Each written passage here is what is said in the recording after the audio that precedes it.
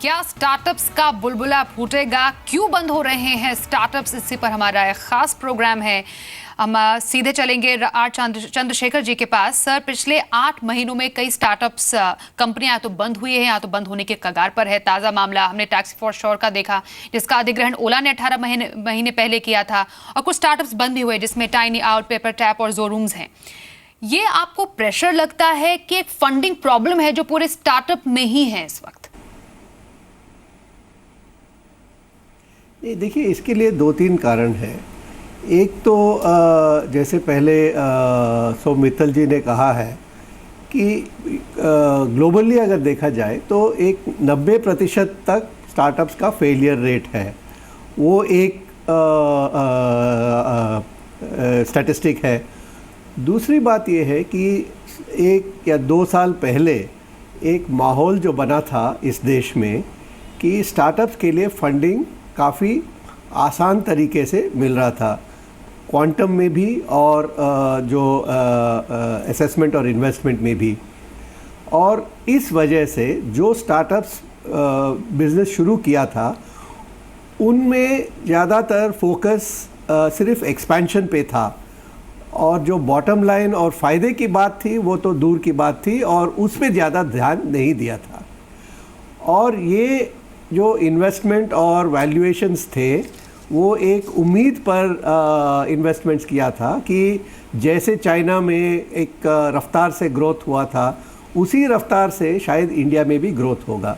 पर इंडिया का माहौल अलग है, इंफ्रास्ट्रक्चर फ़र्क है, लोगों का प्रैक्टिसेस फ़र्क है, और इंडिया का ग्रोथ मॉडल जब सामने आया तो ये साफ नज़र आया कि ये ग्रोथ पैटर्न अपने रफ्तार से होगा।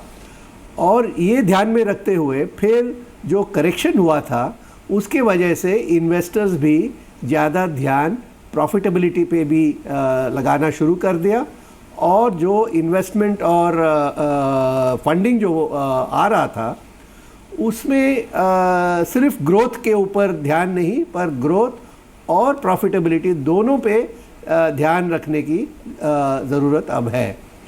तो जब ये शिफ्ट हो गया था और जब ये डायरेक्शनली थोड़ा सा चेंज हो गया था तो स्टार्टअप्स में इसका इम्पैक्ट अभी नज़र आ रहा है। और इसी वजह से जो कुछ M&As सक्सीड हो रहे हैं, कुछ फेल हो रहे हैं, but this is very much a normal part of the whole startup ecosystem. तो होल स्टार्टअप का इकोसिस्टम एक नॉर्मल प्रोसेस है कि स्टार्टअप शुरू होता है फिर बंद हो जाता है, क्योंकि जिस तरीके से छोटे छोटे स्टार्टअप भी शुरू होते हैं, कुछ प्रेशर्स हैं, कुछ प्रॉब्लम्स भी हैं। इनफैक्ट राम कुमार कृष्णचारी से मैं इस पर कमेंट लेना चाहूंगी। आपको लगता है होल इकोसिस्टम में ये एक नॉर्मल प्रैक्टिस है कि स्टार्टअप शुरू हो रहे हैं या बंद हो जाते हैं, फेलियर्स हैं? बड़े जो स्टार्टअप्स होते हैं, जो कंपनीज है छोटे स्टार्टअप्स को अक्वायर करती हैं, तो आने वाले टाइम में ये जो पूरा इकोसिस्टम है उसमें बदलाव कैसे किया जा सकता है और कैसे हो सकता है? डेफिनेटली मैं 100% सहमत हूँ चंद्रशेखर जी और सौम्य मित्तल से। ये पूरा एक एवोल्यूशन का प्रोसेस है, जहाँ पे हमने देखा है यूएस में भी, चाइना में भी, कि जो this is a part of evolution. And दूसरी देखेंगे आप कि होल वर्ल्ड में आज इंडिया बन गया एक growth market, and Indian internet and e commerce ecosystem अभी बहुत अर्ली स्टेजेस पे है। ये अर्ली स्टेजेस पे क्या हो रहा है कि लॉट ऑफ कैपिटल हमारा आइडियाज को चेस कर रही है, लेकिन हमारा जो स्टार्टअप का जो एंटरप्रेन्योर्स है, जो उनका जो ये है देयर आउटलुक है, they are more concerned, as the rightly Chandrasekhar ji rightly said, on expansion, growth, etc., without focusing on the what I call the unit economics, profitability, etc.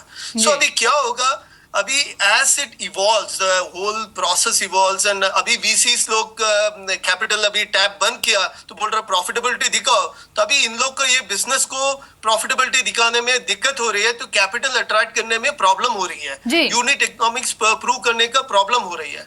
सो अभी क्या हो रहा है कि अभी जो बिजनेस मॉडल साउंड है, जो प्रॉब्लम सॉल्व कर रही है कस्टमर को, जो वैल्यू दे रहे हैं कस्टमर को, वो सब business model will sustain and it will attract capital. जो क्लोन है, जो मैं भी चाइना में हुआ, यूएस में हुआ, मैं यहाँ पे भी कर रहा हूँ, अब यहाँ पे माहौल अलग है, यहाँ पे कल्चर अलग है, जी। यहाँ पे धंधे करने के अलग तरीके हैं, कंज्यूमर का प्रेफरेंसेस अलग है। सो ये थोड़ा दिक्कत है। It is a natural part of evolution.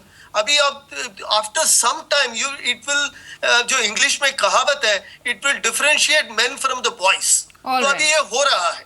थोड़ा That थोड़ा is थोड़ा what- टाइम, आपका कहना है कि थोड़ा टाइम इसमें और लगेगा। इनफैक्ट सोम मित्तल सर, जब स्टैंड अप इंडिया कार्यक्रम की शुरुआत हुई थी उसके बाद स्टार्टअप्स को लेकर डेफिनेटली काफ़ी रियायतों का ऐलान किया गया था, चाहे वो टैक्सेस हो, और काफ़ी सारी जो बात की गई थी। आपको लगता है कि स्टैंड अप इंडिया जो सरकार का इनिशिएटिव था वो वाकई कारगर साबित हुआ है?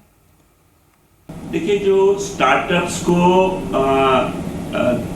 सरकार के हिसाब से 2-3 चीज़ें ही चाहिए। एक तो जो हमारे लॉज हैं, कंपनी लॉ है, वो छोटी कंपनी, बड़ी कंपनी, मध्य वर्ग की कंपनी, इनमें कोई फर्क नहीं देखती है। तो चाहे आपकी कंपनी 5 लोगों की हो या 5 लाख लोगों की है, उसके अंदर जो कंप्लायंस के रिक्वायरमेंट्स हैं, जो लीगल रिक्वायरमेंट्स हैं, वो करीब करीब बराबर हैं। तो सबसे बड़ा महत्व जो गवर्नमेंट को करना है कि वो आप ईज ऑफ डूइंग बिजनेस कहिए, या आप ये बोलिए कि पहले 4-5 साल तक ऐसे एग्जेम्पशंस हों जहाँ की जो कंप्लायंस का इतना बड़ा एक मुद्दा बन जाता है स्टार्टअप्स के लिए कि वो मार्केट पे फोकस करें, अपने प्रोडक्ट पे फोकस करें या कंप्लायंस में करें। जी। तो गवर्नमेंट की ज़रूरत तो बहुत है, क्योंकि गवर्नमेंट का हमको इतना पैसा इतना नहीं चाहिए जितना कि इस तरह के रूल्स।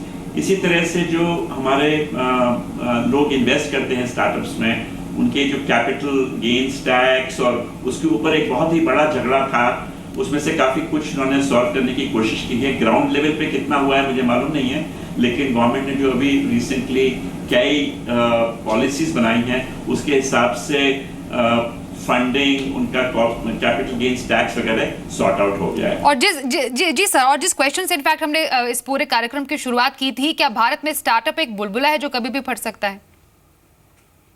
देखिए, इसको मैं बुलबुला नहीं बोलूँगा, इसको मैं बोलूँगा झाग है। कुछ बुलबुले फूटते रहेंगे, लेकिन इस समय जितनी हमारे पास टैलेंट है, जितनी हमारी प्रॉब्लम्स है हिंदुस्तान की, कि हमारी जब कनेक्टिविटी बढ़ रही है, टेक्नोलॉजी बेस्ड स्टार्टअप्स आ रहे हैं, तो शुरू में आपको लगेगा क्योंकि हमारे यहाँ बहुत जल्दी सक्सेस अनाउंस हो जाती है और इसी तरह से बहुत जल्दी हम फेलियर्स भी अनाउंस करने लगते हैं। जैसा मैंने बोला, हमको एक्सेप्ट कर लेना चाहिए कि अगर 10 स्टार्टअप आते हैं तो उसमें 7 फेल होंगे ही, उससे लोग सीखेंगे, लेकिन 3 बहुत सक्सेसफुल हो जाएंगे। जी जी। और वो एक बहुत ज़रूरी चीज़ है समझनी। और मेरे ख्याल से ये बबल नहीं है, लेकिन लोगों के पास वो एक्सपीरियंस आ रहा है, उनका जो एक्सपीरियंस सिखा रहा है उनको कि किस तरह के स्टार्टअप सक्सेसफुल रहेंगे। सोम मित्तल मानते हैं कि जी सोम मित्तल मानते हैं कि बबल नहीं है। वेरी ब्रीफली, रामकुमार कृष्णमाचारी, आपको लगता है स्टार्टअप एक बबल है, जैसे एक टाइम पे एक आईटी बबल हुआ करता था? नहीं, बबल नहीं बोलूंगा। क्या हो गया कि अभी इजी कैपिटल की वजह से हमारा जो बिजनेस मॉडल एक सस्टेनेबल नहीं हो सकते, वो सब फंडिंग हो रहा है। ये एक हेल्दी साइन है कि ये जो खराब बिजनेस मॉडल है अभी वो सब बंद हो रहा है। And it's a natural process that only the good business model will survive and attract capital. Only good business models will survive, और बाकी हो सकता है, जैसा हम देख रहे हैं इनफैक्ट एक्विजिशन के चलते कुछ जो बिजनेस मॉडल्स है वो बंद हो जाए, कुछ स्टार्टअप्स जो बंद हुए हाल ही में, वो एक सबसे बड़ा एग्जाम्पल है इसका।